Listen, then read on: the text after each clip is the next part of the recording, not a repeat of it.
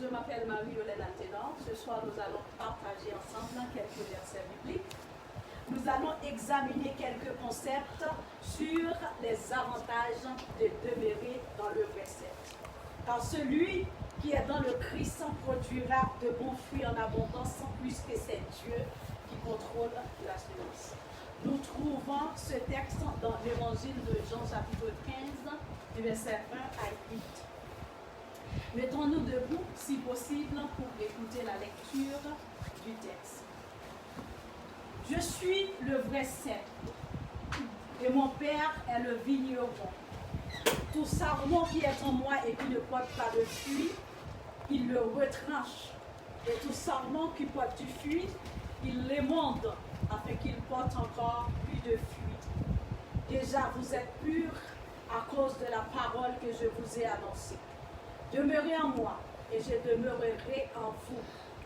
Comme le sarment ne peut de lui-même porter du fruit s'il ne demeure attaché au cep, ainsi vous ne le pouvez non plus si vous ne demeurez en moi. Je suis le cep, vous êtes les sarments. Celui qui demeure en moi et en qui je demeure porte beaucoup de fruits, car sans moi, vous ne pouvez rien faire. Si quelqu'un ne demeure pas en moi, il est jeté comme le sarment et il sèche. Puis on ramasse les sarments, on les jette au feu et ils brûlent. Si vous demeurez en moi et que mes paroles demeurent en vous, demandez ce que vous voudrez et cela vous sera accordé. Si vous portez beaucoup de fruits, c'est ainsi que mon Père sera glorifié et que vous serez mes disciples. Parole du Seigneur. Dans ce texte, Jésus révèle des concepts à élaborer pour répondre aux exigences du Père. Dans l'Ancien Testament, la vigne symbolise le peuple d'Israël et Dieu lui-même est le vigneron qui s'occupe de cette vigne. Comme Israël n'a pas porté de fruits, Dieu l'a mis de côté et Christ lui-même, planté de semences, lorsque la parole a été faite chair, a apporté de fruits et devient le vrai Israël. Dans le Nouveau Testament, la vigne représente l'Église. Elle symbolise aussi l'humanité qui croit sur la terre. Alors, l'Église est cette vigne de l'Éternel qui établit un lien étroit entre le cep et le sarment. Image qui symbolise la forte relation que Jésus entretient à ses disciples, car sans lui, on ne peut pas porter de fruit. Dans sa parabole, Jésus utilise le lien entre la vigne, les organes de la vigne, pour établir un lien entre lui, l'Église, c'est-à-dire nous, le Père, conformément aux Écritures. Les fruits étant à l'image de la relation entre le sarment et le plant principal par la sève qui circule entre les deux, peut en faire référence à beaucoup de passages bibliques comme celui des fruits de l'esprit dans Galates 5, verset 22. On y trouve aussi le bienfait ou l'avantage de suivre les conseils de Jésus pour plaire au Père. À partir de ce texte, nous allons découvrir l'importance de Jésus dans la production du fruit. Mais avant tout, invitons le Seigneur à prendre place parmi nous.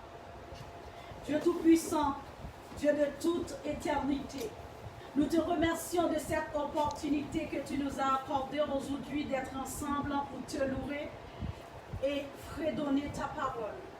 Fais que cette parole nous transforme à la manière qui te plaît, afin qu'elle devienne la vigne qui porte de fruits en abondance et que sa sève pénètre dans notre cœur, notre esprit de partage, d'humilité, de justice et de générosité.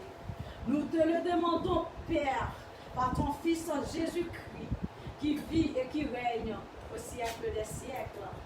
Amen. Jésus nous invite à vivre en toute sécurité avec lui dans la grande famille. Bien-aimés, tout ce que je vous raconte ne vient pas de moi. Il vient de Jésus parce qu'il nous invite à demeurer en lui comme il est en nous. Alors, le concept de demeurer dans ce contexte peut signifier accepter Jésus comme sauveur, persévérer dans la foi, l'accompagnement, le pardon, la repentance ou plus précisément, observer les commandements de Dieu. Demeurons en Jésus par la repentance et la foi. Puisque demeurer en Jésus est de vouloir faire sa volonté ou de vouloir porter de fruits, pour y parvenir, on doit absolument avoir la vie de Jésus en nous. Pour avoir la vie de Jésus en nous, nous devons l'accepter comme notre Sauveur et Seigneur. Aussi, puisqu'il est impossible à un sarment de porter de fruits sans être demeuré fortement attaché au précepte, tout chrétien qui veut porter de fruits doit nécessairement demeurer dans la foi. Car sans la foi, il nous est impossible, bien-aimés, d'être agréable à Dieu. Selon Hébreux 11, verset 6. Par exemple, la femme samaritaine avait la foi en Dieu.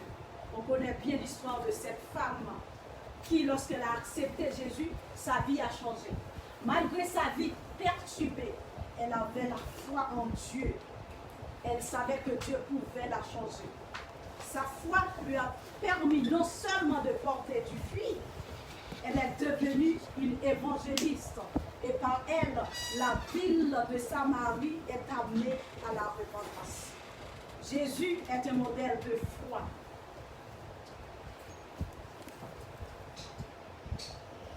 En dépit de toutes ses souffrances, il a été persuadé de faire la volonté de son Père, car il savait que son Père était avec lui. Bien-aimés, sans la foi, la vie de Jésus en nous est quasiment nulle.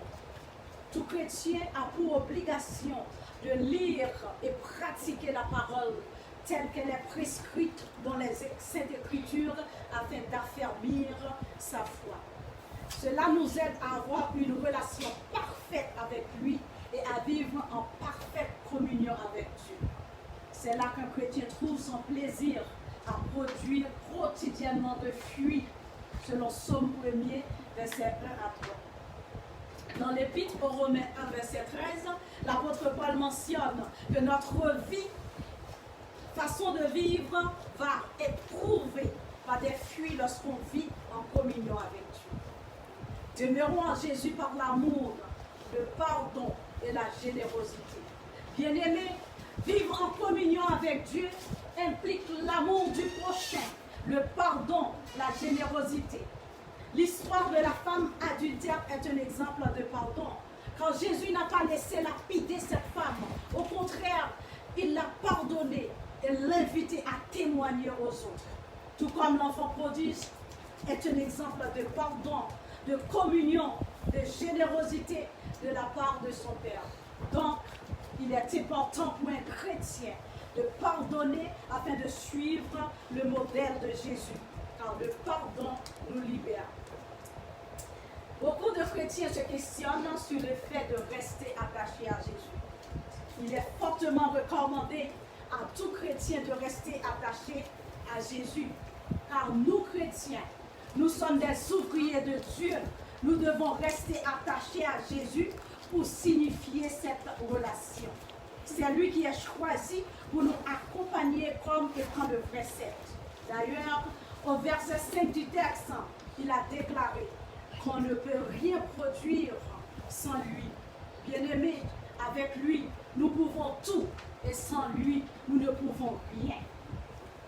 Quiconque essaye de faire quelque chose sans lui est sujet d'être influencé par le diable, car le diable et Jésus sont dans deux pôles opposés. Le diable ne peut pas marcher dans la même direction ou le même sens que Jésus. La force de Jésus est plus forte. Donc, elle repousse les effets du diable dans la vie des chrétiens en chassant les démons et les attire vers la repentance. L'histoire de Marie-Madeleine en est un exemple. La Bible nous raconte que Jésus a chassé 7 démons sur elle. Elle, qui était une femme pécheresse, est devenue un disciple qui accompagnait Jésus jusqu'à ses derniers jours.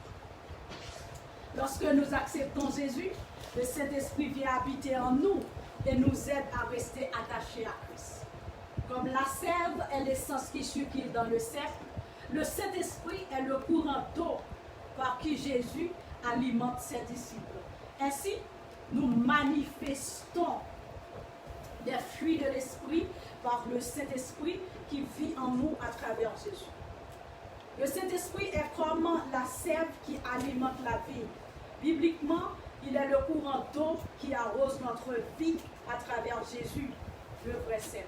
Si nous restons attachés à Jésus, le vrai sève, le Saint-Esprit va nous permettre d'avoir une vie fructueuse. Dans cette même perspective, comme celui qui ne porte pas de fruit est coupé et jeté au feu, alors tout chrétien doit s'assurer d'être attaché au sceptre afin de rester fructueux. Cela implique une relation avec Jésus. Cette relation nous incite à lire avec plus d'intérêt la parole de Dieu et à la mettre en pratique à travers la louange, l'adoration et la fraternité. À l'entremise de cette relation avec lui, le Saint-Esprit vient habiter en nous et nous rend fertiles. Donc, rester attachés nous demande de faire un effort de collaborer avec lui en suivant les indications de la parole de Dieu, en menant une vie de prière dans la foi pour maintenir cette relation parfaite. Rester attaché à Jésus pour avoir une vie transformée et éviter d'être émondé, jeté au feu. Pour quiconque aimerait avoir une vie transformée, l'apôtre Paul en est un modèle. Dans son épître aux Philippiens, il a déclaré qu'il ne cherche pas les dons, mais le fruit qui abonde pour leur compte, selon Philippiens 4, verset 7. Par conséquent, tout vrai chrétien doit avoir une vie transformée. Dans toutes circonstances, on doit impliquer davantage Jésus, car il est à l'origine de la production de toute transformation dans notre vie.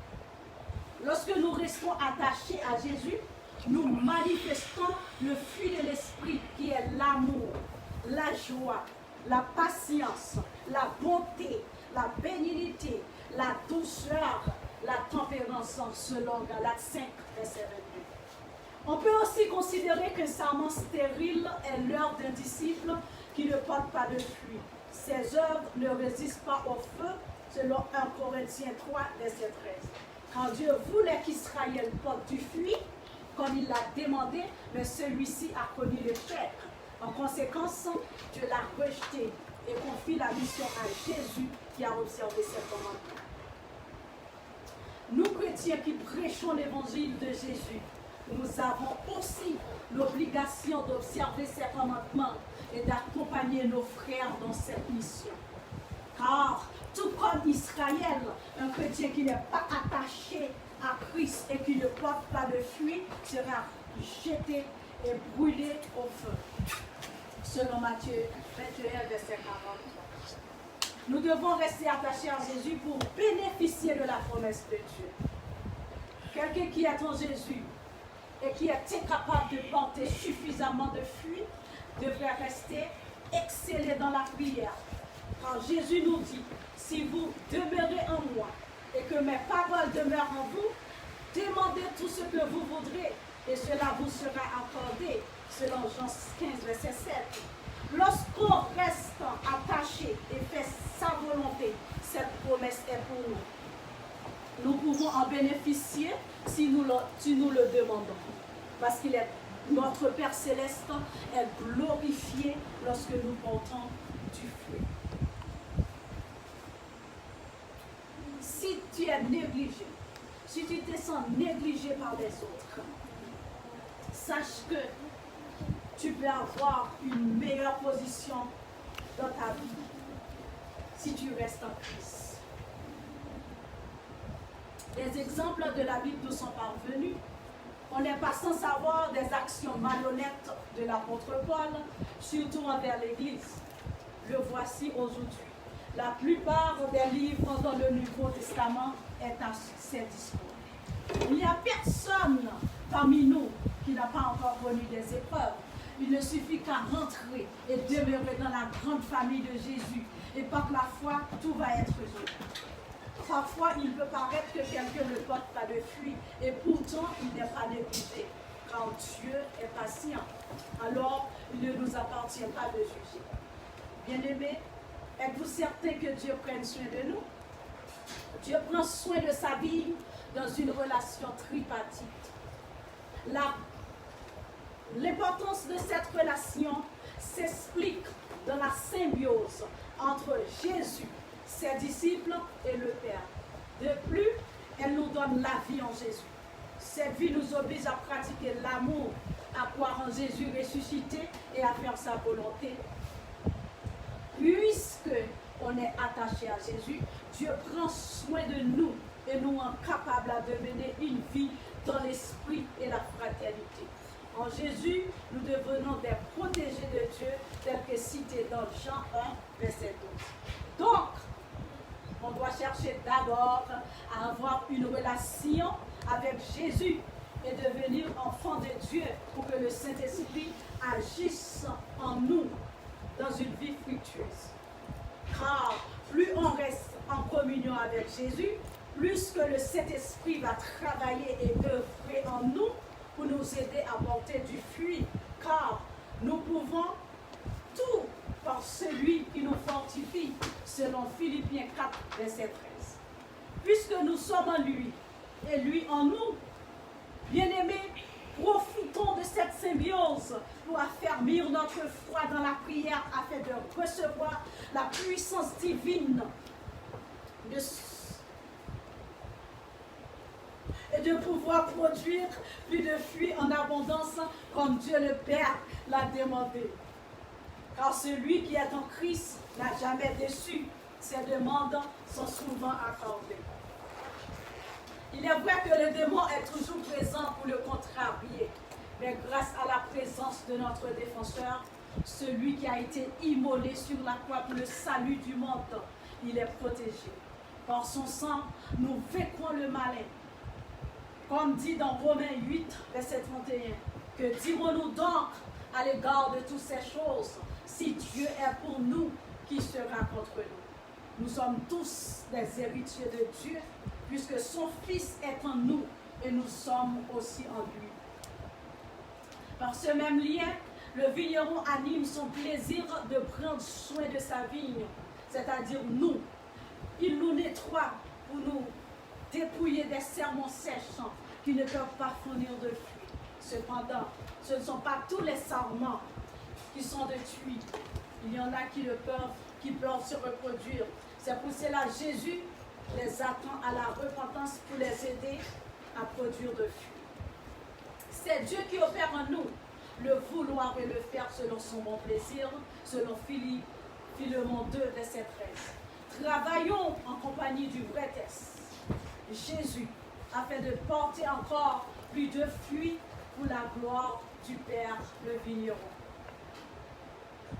La relation entre Jésus et son Père se fonde dans une situation servant à sauver l'humanité, puisqu'Israël n'était pas à la hauteur de la tâche.